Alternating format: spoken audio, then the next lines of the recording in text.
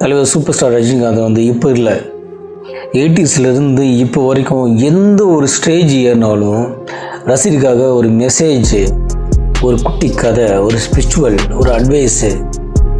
So இதெல்லாம் எதுக்கு சொல்கிறான்னா, சும்மா அந்த டைமுக்கு வந்து பேசணும், இவ்வளோ டூரேஷன் பேசணும் அப்படிலாம் எதுவுமே கிடையாது.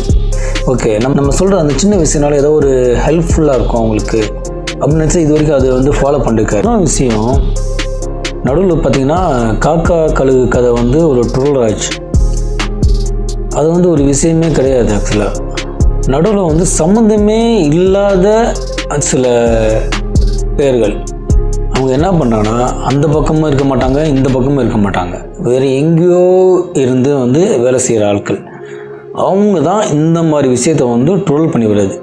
2 பேருக்கு வந்து அது இது அப்படி இப்படி சும்மா அப்படி இப்படி அப்படி வந்து கதைலாம் கட்டிலாம் வருது.